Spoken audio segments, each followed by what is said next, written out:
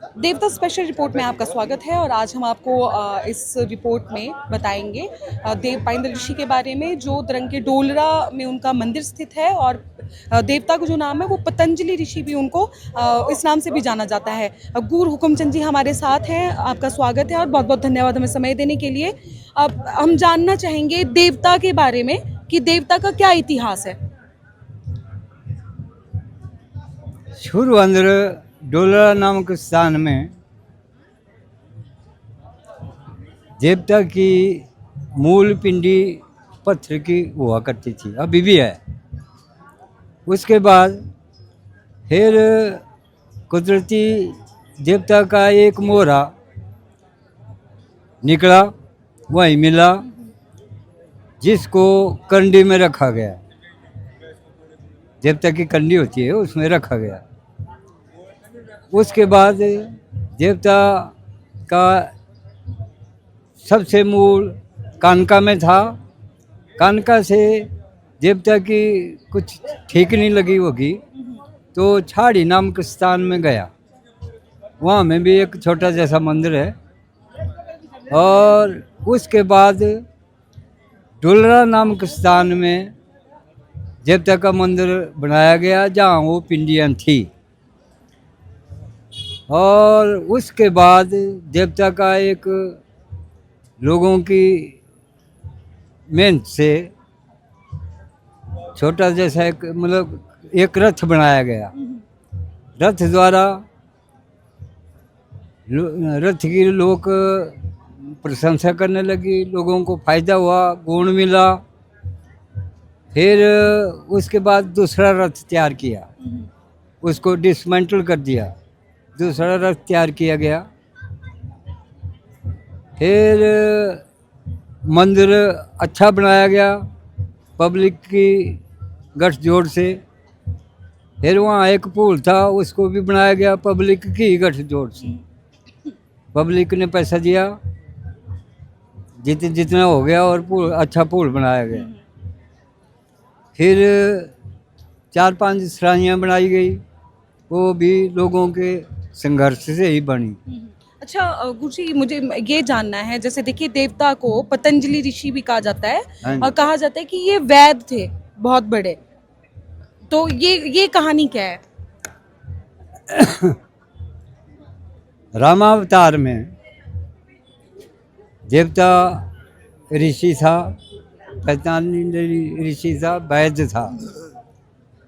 तो फिर उस टाइम में जो बीमारी शुमारी होती थी, उनकी जड़ी बूटियाँ पतंजलि ऋषि देते थे और लोगों को फायदा होता था और वो बिल्कुल ठीक हो जाते थे। फिर कृष्ण अवतार में भी, राम अवतार की तो बात हो गई, फिर कृष्ण अवतार में भी जो ऋषि लोग थे, उस अवतार में भी ऋषि लोग फिर प्रकट हुए और फिर ऋषियों का ही काम करने लगे। और फिर एक किस्म के राज गुरु, राज वैद्य बनेंगे। तो फिर उसके बाद जब कृष्ण अवतार भी पूरा हो गया, फिर कानका छाड़ी स्थान बदलते हुए डोलरा नामक स्थान में खड्ड के किनारे वहाँ देवता स्थाई मंदिर, सराइयाँ और छोटी मोटी कमेटी का गठन हुआ। अब जो है तो बड़ी कमेटी का गठन हुआ, अच्छी डेवलपमेंट हो रही है, लोग आस्था कर रहे हैं। और वहाँ में बहुत जनसंख्या होती है, लोगों की आस्था है।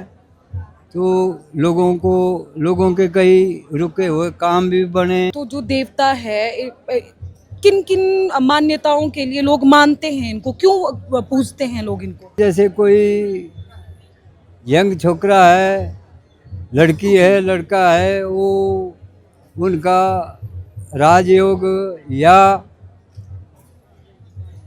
रोजगार योग नहीं होता है। तो ये टीप वगैरह जंतरी वगैरह देखता है और उस जंतरी द्वारा ग्रहों का निवारण करता है। फिर योग समोर होके, योग और संयोग समोर होके देवता की कृपा से सारे कामों में सफलता होती है। जैसे नौकरी भी मिल जाती है। मेहनत तो इंसान को करना ही है, लेकिन देवता का आशीर्वाद रहता है और ये ऐसे ऐसे काम देवता द्वारा होते हैं। अच्छा, और जो देवता हैं वो देवता जो हैं देव बूढ़ा बिंगल के ज्येष्ठ पुत्र हैं। ऋषि पंचांजलि पराशर ऋषि के पोते हैं, बूढ़ा बिंगल के लड़के हैं और श्यामोकाली टार्न इसके लड़के हैं। इनके अब ज़्यादा तो मुझे नहीं मालूम है। एक भाई महान देवता है, एक बूढ़ा बनोगी है देव पाइंदल का, और बड़ा बड़ा है कमरूनाग। अच्छा, देव कमरूनाग के छोटे भाई हैं पाइंदल ऋषि। फिर उसके बाद बूढ़ा बनोगी हुआ, एक देव गर्जब हुआ देवकड़े नाम के स्थान में, डोलरे से थोड़े ऊपर एक भाई वहाँ में। ठीक है। और इनकी एक बहन है जो नागन देवी है, वो मेर नाम के स्थान में स्थिर है।